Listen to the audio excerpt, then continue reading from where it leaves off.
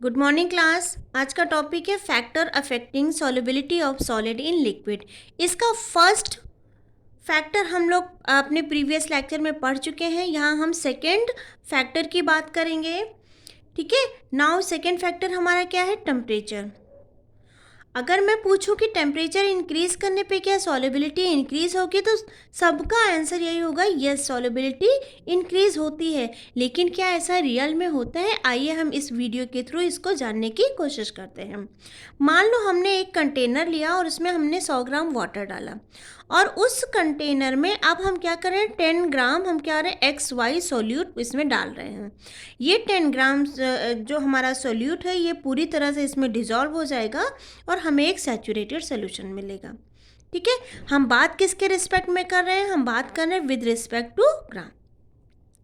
अब मान लो हमने इसमें इसी 100 ग्राम वाटर के सॉल्वेंट में हम इसमें 20 ग्राम डालना शुरू कर देते हैं, तो 10 ग्राम तो हमारा क्या हो जाएगा? डिज़ोल्व हो जाएगा। लेकिन जो एक्स्ट्रा 10 ग्राम है वो नीचे आके क्या हो जाएगा? बैठ जाएगा। ये extra 10 gram will be insoluble.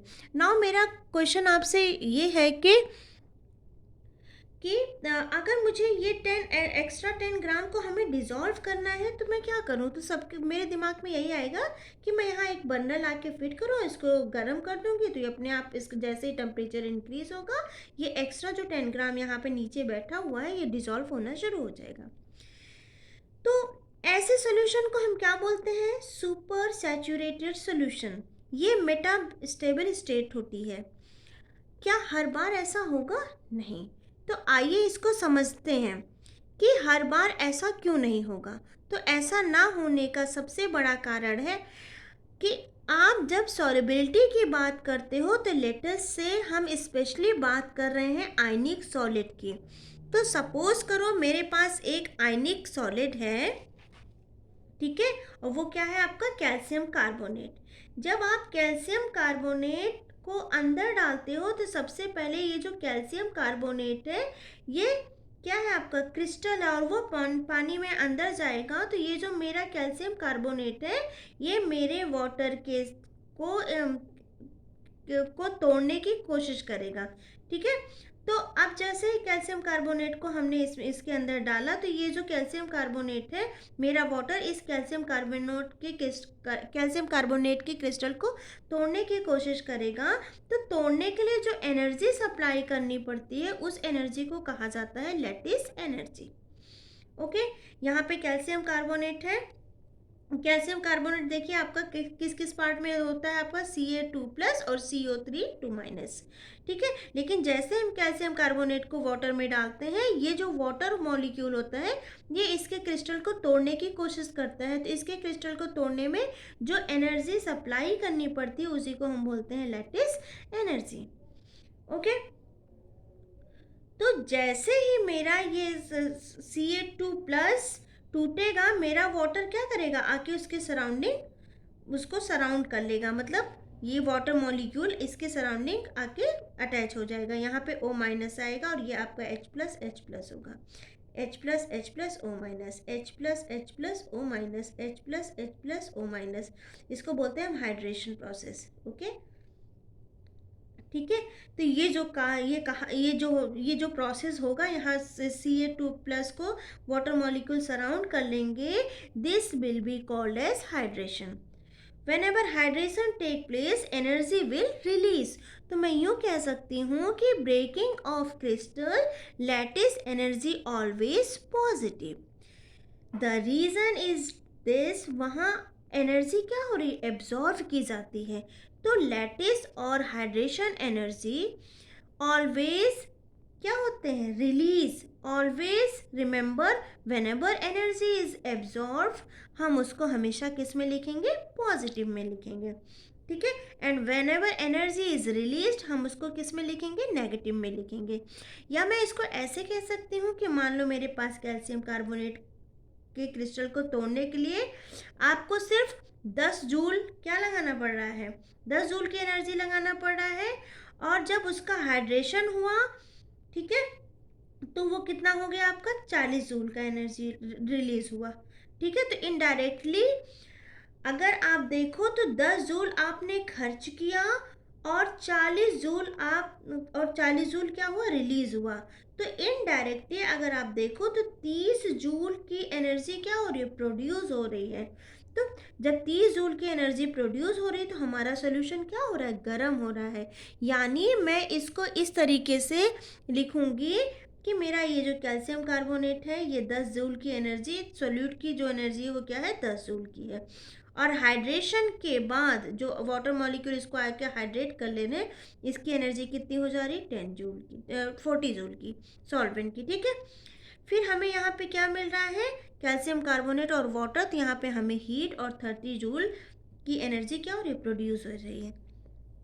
ठीक है बेटा, फिर से एक बार समझ लो। यानी आपने कैल्शियम कार्बोनेट को वाटर में डाला तो आपका सोल्यूशन क्या हो गया, गर्म हो गया। उसके बाद आप ऊपर से अगर मान लो यहाँ पे आपका देखो 30 जूल की एनर्जी प्रोड्यूस कर रहा है तो हमारा सोल्यूशन ऑलरेडी क्या है, गर्म है। उसके बाद अगर आप यहाँ पे हीट प्रोवाइड कर रहे हो तो नाउ मेरा क्वेश्चन आपसे ये है कि सॉल्युबिलिटी बढ़ेगी या घटेगी। तो आंसर है घटेगी। मैं इसको ऐसे भी लिख सकती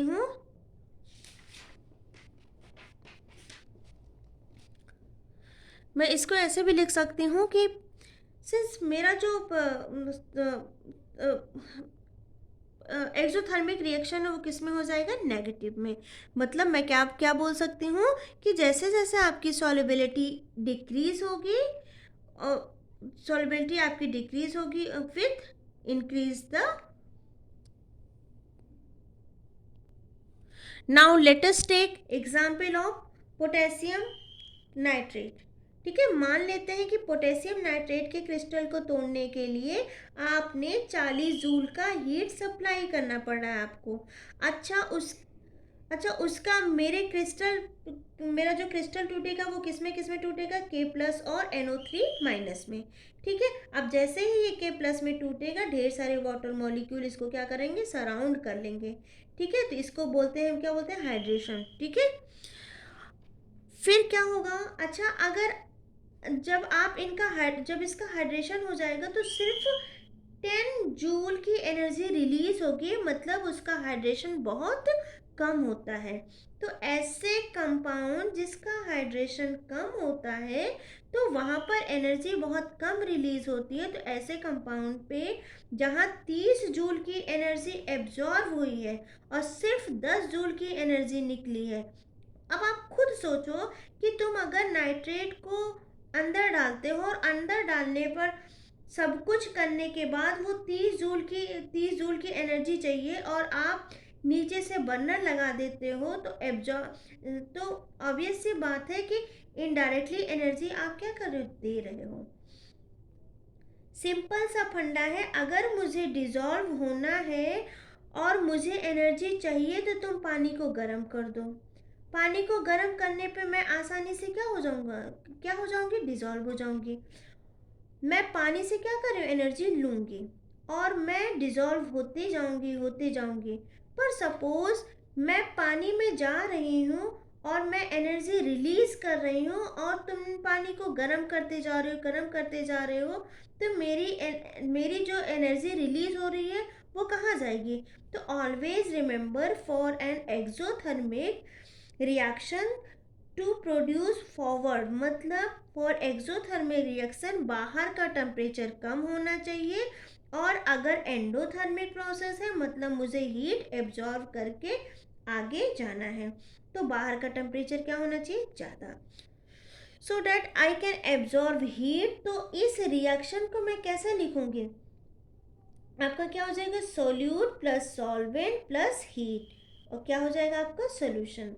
नाउ थर्ड एग्जाम्पल हमारे पास क्या है, हमने क्या लिया थर्ड एग्जाम्पल, हम कुछ ऐसा करते हैं कि हम इसकी सॉल्युबिलिटी को क्या करते हैं, फिक्स कर देते हैं। लाइक उतना ही कंपाउंड सॉल्युबल होगा, या फिर टेम्परेचर को इंक्रीज करो या डिक्रीज करो, आई डोंट केयर, मैंने इसकी सॉल्युबिलिटी फिक्स कर दी है। तो ऐसे सब्सटेंस को जब आप पानी में डिजॉल्व करने की कोशिश करते हो तो इसकी जो सॉल्युबिलिटी होती है फिक्स होती है। ओके, सपोज करो आपके पास एक कंटेनर है जिसके अंदर आपने अमोनियम नाइट्रेट को डाल दिया है, NH4NO3 को आपने इसके अंदर डिजॉल्व करके रखा हुआ है। अब अगर आप अब अगर आप उसको हीटिंग करना स्टार्ट करते हो तो NH4NO3 अपने अपने को एक पॉलीमर फॉर्म में कन्वर्ट कर देगा, ठीक है। तो ये जो होगा अमोनियम नाइट्रेट बोलेंगे इसको, तो ये क्या हो जाएगा, ये बीटा फॉर्म में कन्वर्ट हो जाएगा। ये अल्फा से किस में कन्वर्ट हो जाएगा, बीटा फॉर्म में। So in this lecture I have got two types of solubility. पहला जिसकी सॉल्युबिलिटी टेम्परेचर के साथ घटती बढ़ती है, और दूसरा जिसकी सॉल्युबिलिटी टेम्परेचर पे बिल्कुल भी डिपेंड नहीं करती, क्योंकि मैंने इसकी सॉल्युबिलिटी को क्या कर दिया है, फिक्स कर दिया है।